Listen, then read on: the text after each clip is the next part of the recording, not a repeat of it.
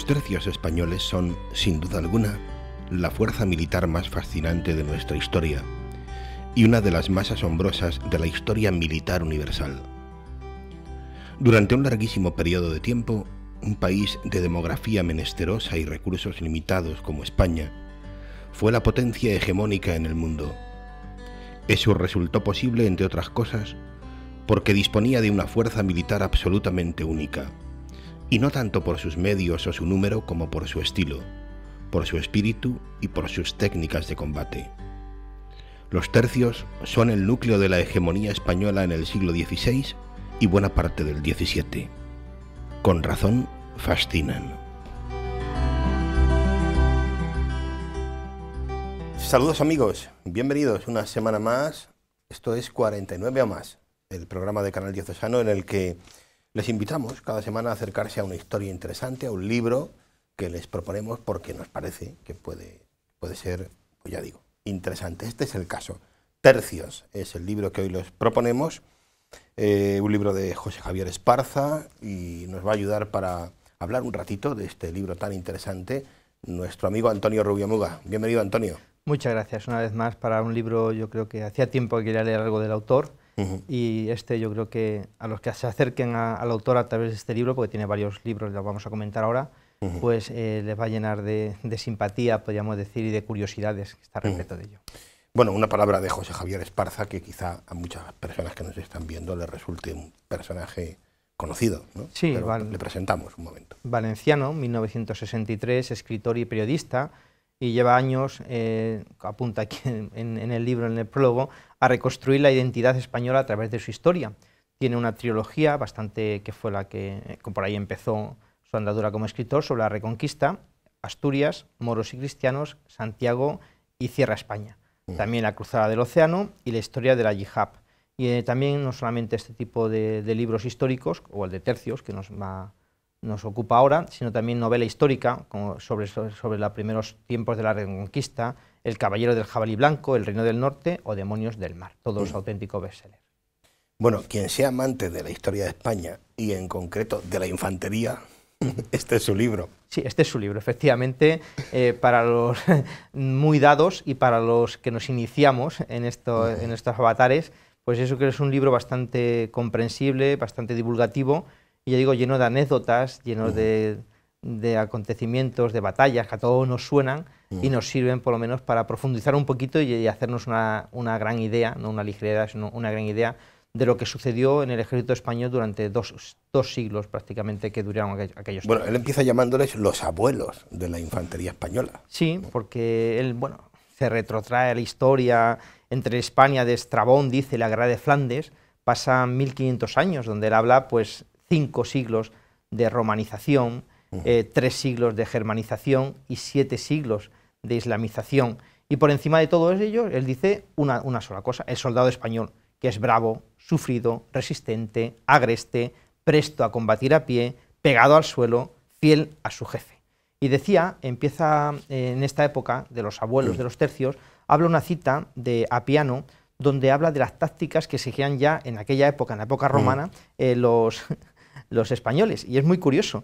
Dice, frente a los poderosos ejércitos púnicos de Amílcar Barca, los íberos alinean sus huestes detrás de carros cargados de leña y tirados por toros.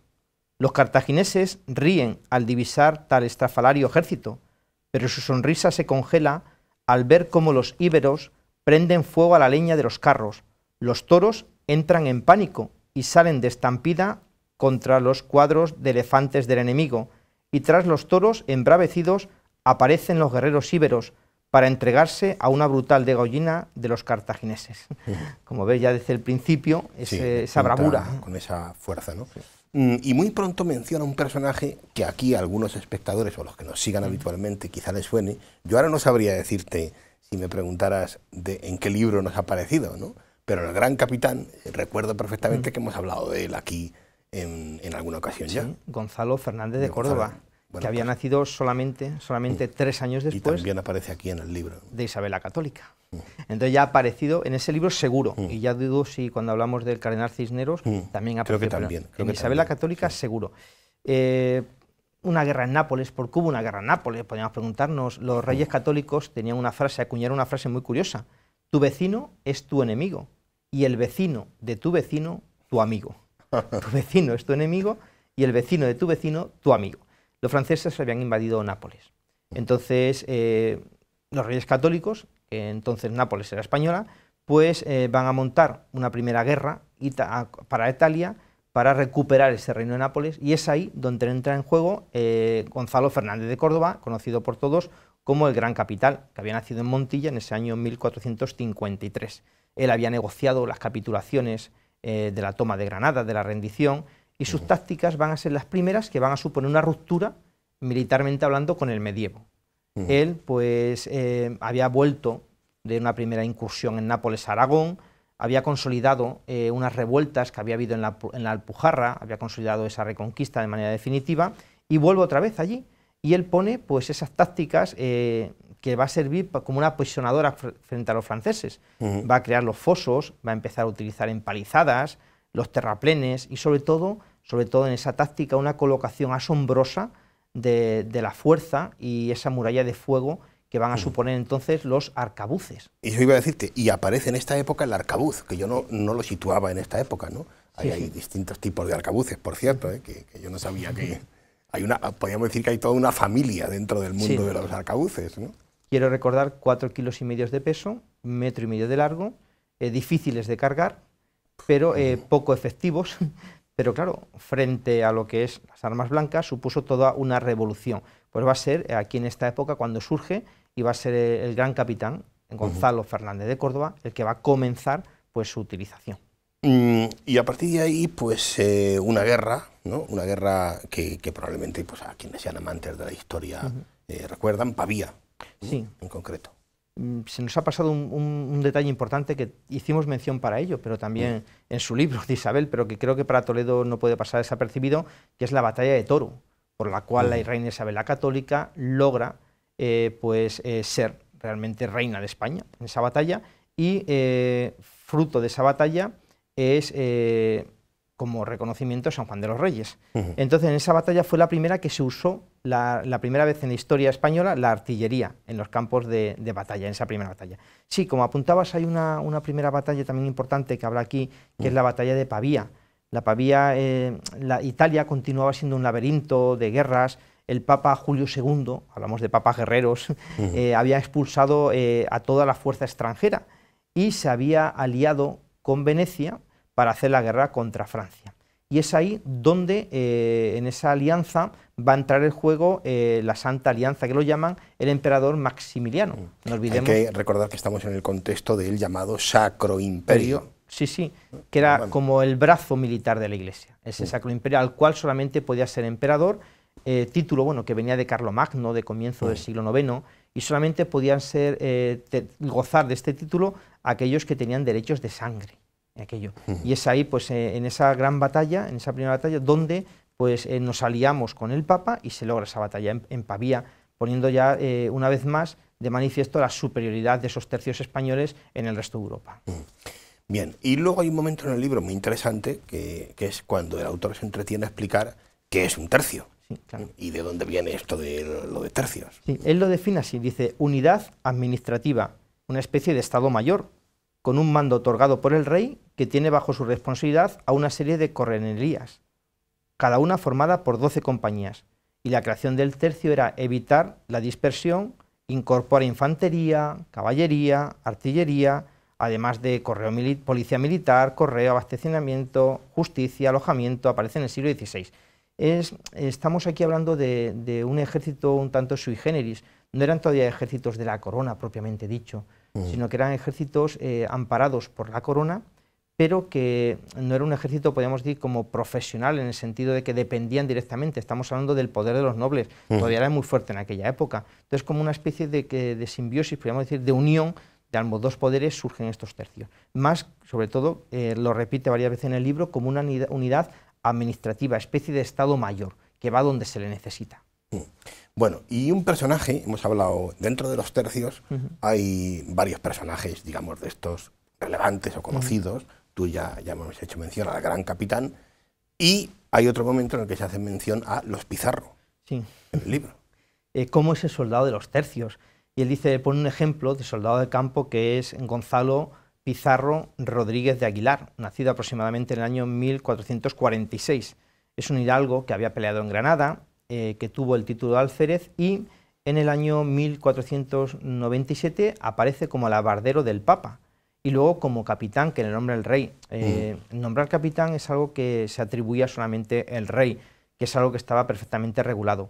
Y recluta a sus propios soldados. El capitán de un tercio tiene que ser soldados como mínimo de 20 años y que no tuvieran antecedentes penales. Pues los pizarros lucharon aquí en España, lucharon en Italia, buscaban la gloria, porque la paga que tenían un soldado era muy poquita. Ellos hablaban de la democracia de la guerra, donde la guerra nos iguala absolutamente a todos, donde hay posibilidad de ascenso dependiendo de tus méritos, donde la disciplina es severa, pero dice del individuo hacia sí mismo. No tenía que jurar por el rey, porque eso ya se suponía que venía de casa, venía ya de serie. Y donde pues tenía un espíritu de cuerpo, un espíritu de mantener unida a la gente. Ahí Marcos de Isaba, 40 años luchando, va a definir, y que combatió en Lepanto, lo vamos a verlo en un momentito, cuál era el espíritu del soldado de los tercios. Dice, obediencia, oficio de las armas es el más honroso, cristiandad heredada, que debe ser guardada y conservada, defender la fe católica y guardar sus preceptos, y guardar y conservar los reinos y las provincias de su rey. Esos eran como los 5 puntos ideales del soldado de los tercios. Bien. Un episodio muy interesante que aparece en el libro, en este punto, y que está reflejado en cantidad de cuadros. Probablemente muchas de las personas que nos ven, a poco que sean amantes de, pues eso, del mundo del arte, quien nos recuerda el saqueo de Roma, sí, ¿no? Y es que aparece en el libro esta historia, ¿no? La del saqueo de Roma. Los Médicis, Clemente VII era el Papa en aquella época, cometió un error. Y un error que es apoyar a los franceses para echar a los españoles de Italia. ¿Qué sucede? Pues que España era el imperio español el único que podía frenar a los protestantes y frenar también el imperio otomano.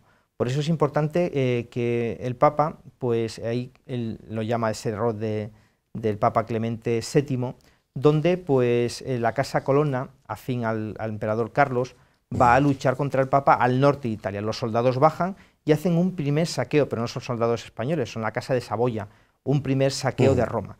Posteriormente la guerra continúa y los soldados españoles tienen que ayudar. Los tercios españoles, como el dinero era escaso y rara vez llegaba a su tiempo, uno de los motivos que tenían los soldados para participar en los tercios era el botín. Empiezan a saquear del norte de Italia hacia el sur y el día 6 de mayo de 1527 van a entrar los soldados españoles en Roma y van a saquear Roma. El Papa se va a refugiar en el castillo de Sant'Angelo y allí va a haber un personaje muy curioso que es Francisco de Aguirre. A todos nos suena por la búsqueda del dorado en el Amazonas, el loco Aguirre, que era un alférez, pero tomó el mando al morir su capitán en Roma y va a dedicarse a defender del propio asedio, porque en los tercios no solamente había soldados españoles, sino otras nacionalidades, a defender el suelo español. Y eso le va a llevar al final a un reconocimiento, en primer lugar, del Papa Clemente VII, porque le va a permitir casarse con su prima, le va a dar una bula, y del propio el rey Carlos I.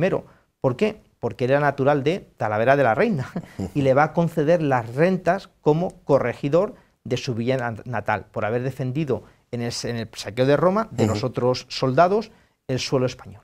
Bueno, y luego hay una batalla también, que yo no lo sabía, me he enterado con este libro, ¿no? De la que viene pues uno de esos dichos que utilizamos muchas veces nosotros, ¿no? La batalla de San Quintín, sí, ¿no? Que yo no sabía que da nombre a esa famosa expresión que quien no la ha utilizado de se armó la de San Quintín, ¿no? Sí, ¿Qué es lo que se armó en San Quintín? Pues una gran batalla, la ciudad francesa cercano a Flandes, en el año 1557, cuando te diga la fecha exacta vas a asociar unas cuantas cosas, pues allí los antecedentes era la lucha contra la herejía protestante que hemos hablado una vez, el papado, y va a ser la primera batalla donde participe, y la primera y la última, que se ponga su armadura, el rey Felipe II, donde va a acudir con nada más y nada menos que 42.000 hombres, que van a arrasar completamente, va a sitiar San Quintín y la va a tomar sin ningún tipo de problema. Podía haber llegado Felipe II a París y haber conquistado toda Europa, pero no lo hace. Allí el error de Montmorillon era un francés, frente a ese gran ejército pues no tiene nada que hacer. Había huido y se había refugiado en esa ciudad, cortando los propios suministros de su propio ejército. Y se armó de San Quintín, pues significa que es que con un gran ejército de 42.000 hombres, repito, pues Felipe II tomó sin ningún problema San Quintín. Y lo hizo esa fecha de 1557, pero una fecha que vas a recordar y vas a saber el porqué, el 10 de agosto, el día de San Lorenzo. Con lo cual, fruto en agradecimiento de esa batalla es el Escorial. El Escorial, con esa famosa forma de parrilla en honor a San Lorenzo, pues viene de esta gran batalla, de esta gran primera victoria de Felipe II y primera y última vez que él asiste como soldado a la guerra. Bueno, avanzamos. Has mencionado antes, no sé si te quedaba algo en ese sentido, del tema de los salarios, ¿no? Nadie se metía, yo creo que ni en esta época ni después, ¿no?, a soldado por una cuestión de salario, porque no era una cosa precisamente brutal. Y menos en aquella época, en la cual, pues el presupuesto de los tercios, que se calcula que eran unos 4 millones de ducados anuales, hubo épocas donde subió hasta 15 millones en Flandes, por algunas batallas, tenían que sacar un presupuesto para la fabricación de armamento, para construir naves, para mantenimiento de fortalezas. Al final, lo que ganaba cada soldado, han hecho un cálculo más o menos al mes en euros, 130 euros al mes, de los cuales tenía que pagar la comida, tenía que pagar la ropa, el armamento. Para que te hagas una idea, un arcabuz valía 60 escudos, tardaba 7 meses y medio en comprar un arcabuz, sin gastar nada más en comer ni nada. Imagínate, se tiraría años en pagar un solo arcabuz. Un capitán ganaba 1.600 euros al cambio, pero ahí tenía que pagar también a los que estaban, a sus subalternos, que estaban con él también, aparte de la comida, el armamento y todo. Con lo cual hubo un momento que hasta tenían que pagar hasta la pólvora que disparaban, con lo cual se planteaban disparar o no, porque no tenían dinero para comprar. Todo esto fue cambiando y hubo un momento ya en que incluso, como un gran avance, los daban un pan al día para que pudieran por lo menos comer. Es verdaderamente sorprendente, sí. Bueno, Flandes, vamos con Flandes, otro momento yo creo que interesante, un momento también y una época muy, muy delicada ya también ¿no?, en la historia de Europa. Sí, ahí entra en juego otro gran personaje, que es el gran Duque de Alba. Flandes, pues eran 17 pequeñas los antecedentes, localidades, ocúpalo actualmente Holanda, Bélgica, Luxemburgo y una porción al noreste de Francia, que tenía una intensa vida cultural, una intensa vida religiosa y económica. Era una región pues de las más potentes que había en toda Europa. Entonces, el protestantismo estaba pues bastante actuando en aquella época, podríamos decir, y hay una primera rebelión en el año 1556 que lo llaman la rebelión de los iconoclastas. Allí Felipe II va a ser prudente en un primer momento a la hora de pacificar esa región tan rica porque le interesaba, pero el duque de Alba, que fue enviado allí con tercios para soliviantar un poquito las rebeliones, esa rebelión iconoclasta, no se le ocurre otra cosa que degollar a dos de los más importantes nobles que había, los decapitó, a Edmond y a Ornes. Entonces aquello ya empieza una gran guerra donde pues tiene que ir a paliar esa guerra en Bruselas con un ejército de 15.000 soldados a la caza de Luis de Nassau. Al final pues le vence de una manera rápida, podríamos decir, pero nunca se iba a imaginar que aquello que había empezado con la degollación de aquellos dos nobles iba a suponer una guerra que duraría casi 100 años, la guerra de Flandes. Increíble. Oye, una palabra sobre un capítulo que me parece muy interesante, que es el dedicado a la mujer en los tercios. Sí, en el alcalde de Zalamea, don Pedro Calderón de la Barca, pues va a aparecer ahí un personaje que la llama la Chispa, una soldadesca. El rey decía que en los tercios tenían que ser fundamentalmente soldados solteros, pero en la práctica es que la mayoría eran casados. Y en aquella época, pues todos iban a la guerra. Varones solteros y casados. Y en aquella época, pues las mujeres también iban a la guerra. No combatían directamente, pero llega aquí a apuntar que tenían pues la misma valentía que los hombres. Y es curioso porque algunas hacían de espías. Y cuenta aquí el castigo, que es muy interesante, que daban a las mujeres cuando las sorprendían de espías, y en concreto a unas que pillaron. Dice, el castigo a las mujeres sorprendidas espiando para el enemigo Dice, frente a Mons, los españoles descubrieron a varias mujeres de la localidad que se habían infiltrado en el campamento para espiar, y su castigo consistió que les cortasen las faldas por encima de la rodilla, enviándolas a la villa a esta suerte, que es el castigo que la nación española da a las mujeres cuando se emplean en reconocer y espiar a la gente de la guerra. Ahí empezaría Curioso, la minifalda, como un castigo, ¿eh? Probablemente esté aquí el origen de la minifalda. Sí, posiblemente. En fin, bueno. Y luego hay otro tema también que me parece curioso, que es, ya que estamos en este momento, digamos, de las anécdotas, ¿no? El del lenguaje, ¿no? Sí. Porque de los tercios también, además de quedarnos de esta época o de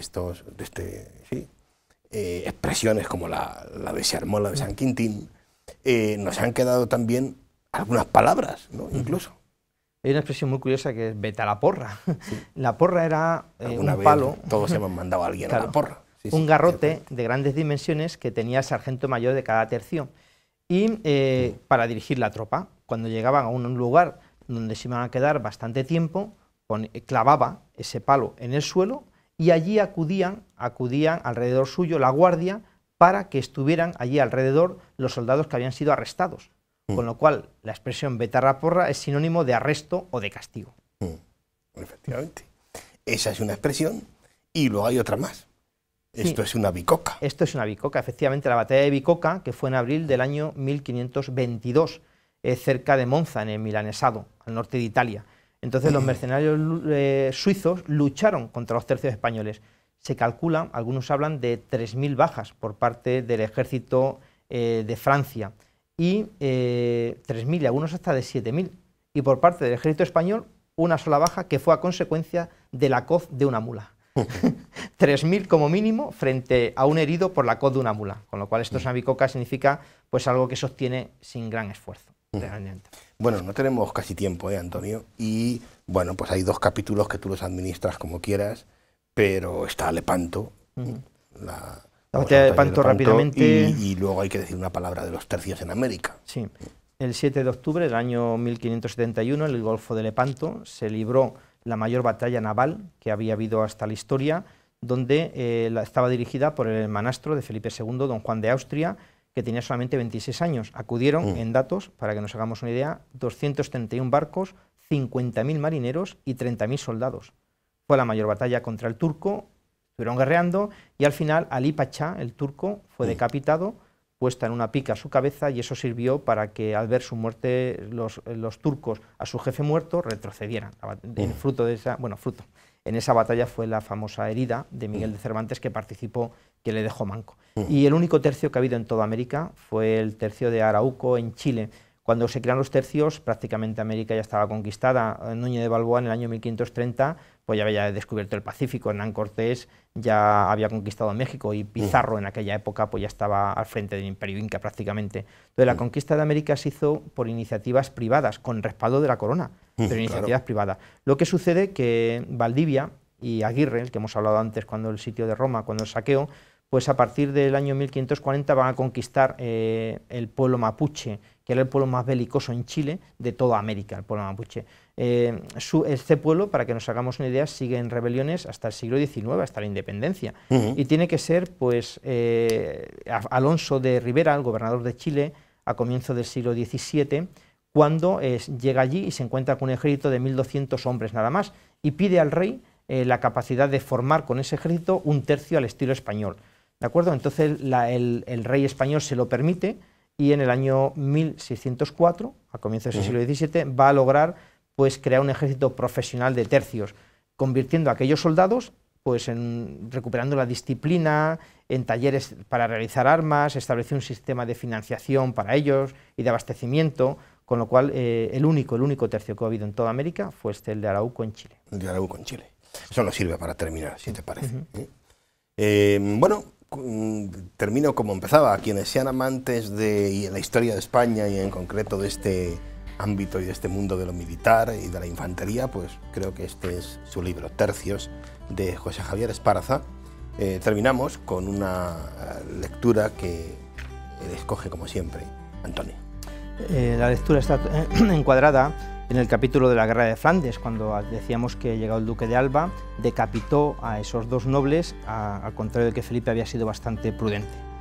Cuando el duque de Alba pasó a Flandes a causa de las guerras civiles promovidas por los mendigos, no quiso servirse de otra infantería que la española. Pero qué infantería, una de las más excelentes que jamás se hayan puesto en campaña, porque eligió entre todos los tercios de Lombardía, Nápoles, Sicilia y Cerdeña, y con esta selección formó un cuerpo de hasta 10.000 soldados, magnífico y bien provisto, sin la menor tacha en las armas, ni en el alarde del vestuario, ni en la calidad y virtud de los hombres, y tampoco en el abastecimiento de víveres o en las pagas, y hasta sus cortesanas, que en su ornato parecían princesas. En suma, nada le faltaba. Y al pasar cerca de la frontera de Francia por Lorena, los caminos se abarquillaban, por así decir, de la gente que fue a contemplarlos. Preguntados por qué el duque no había querido otra infantería, fuera italiana o alemana, algunos respondieron, porque conoce bien que con singular valor de nosotros, españoles, ha de alcanzar en esta guerra el clarísimo nombre de gran capitán, más que ningún otro que nunca fue. Y en verdad, con solo sus armas, hizo temblar a todo aquel país, remitiéndolo a su anterior lealtad.